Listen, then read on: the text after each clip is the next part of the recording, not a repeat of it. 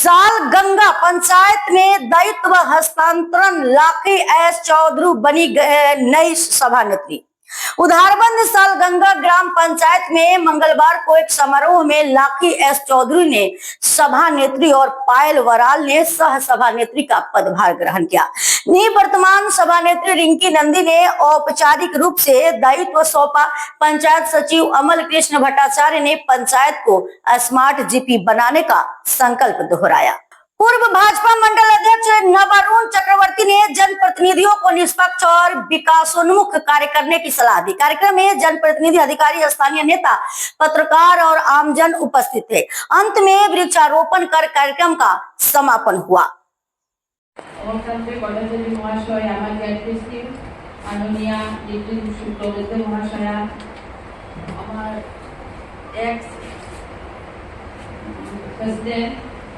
रिंकी नंदी महाशया, हमारे मंडले प्राक्तन सभापति महाशय नवनीत चक्रवर्ती महाशय, हमारे प्राक्तन एपी मुन्ना कुर्मी महाशय और वरिष्ठ नागरिक ठाकुर अरुण राय महाशय এবং আমার মঞ্চে উপস্থিত সব অভিভাবক, বিশিষ্ট অভিভাবকগণ সবাইকে আমার প্রণাম। আর এখানে আমার উপস্থিত সব বুথ প্রেসিডেন্ট, আমার জেলা স্তরের, মন্ডল স্তরের সব কার্যকর্তা দাদাদেরও আমার প্রণাম এবং সাংবাদিক ভাইদেরও আমার প্রণাম। এবং আমার আজকে নবনির্বাচিত সব বুথ সদস্যদের অনেক অনেক শুভেচ্ছা, যাদের এই সহযোগিতায় আমার আজকে এই নির্বাচন পথ চলা।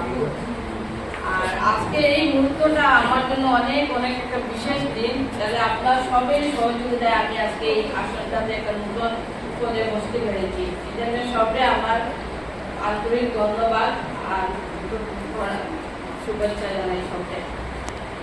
আর এই পদটা যে দায়িত্বটা আমি শুধু একটা পদবি নাই, জিনিসটা এটা আমি আজকে একটা আমার নতুন একটা অঙ্গীকার, জনসভার একটা অঙ্গীকার, সবের কাছে আমার একটা দায়িত্ববোধের।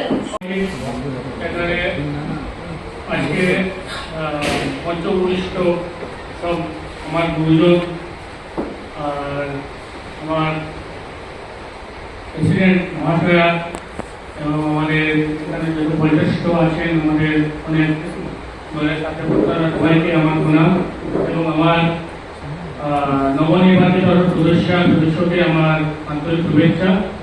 আর এখানে উপস্থিত আমার গ্রামের সব বয়োজ্যেষ্ঠ দাদারা আছেন, আমার ভাই বোনরা আছেন, সবাইকে আমার প্রণাম। আর এখানে আমাদের সাংবাদিক ভাই দাদারা আছেন, ওনাকে থেকে আমি অনেক অনেক প্রণাম, শুভেচ্ছা দিচ্ছি।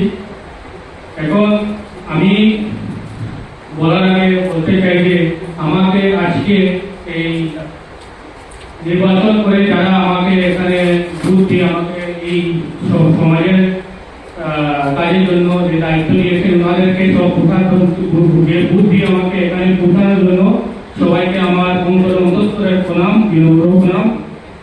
আর আশা করি আমাদের বয়োজ্যেষ্ঠ যারা কর্তারা এখানে বলে গেছেন যে আমার দুজন বড় ভাই দাদারা এরকম যে বলেছেন, এই সবের কথা শুনে কিছু একটা বুঝতে পারলাম।